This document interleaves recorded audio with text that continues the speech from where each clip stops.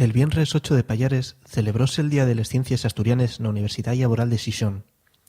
1.200 estudiantes de lengua asturiana de toda la rexión esfrutaron de la conferencia, en castellán, del Dr. Carlos López Otín, reputado catedrático de Bioquímica y Biología Molecular de la Universidad de Uviu. Que non hai linguas grandes ni pequeñas. Hai linguas faladas por máis ou menos xente, pero todas ben importantes. Non hai linguas guapes ou feas.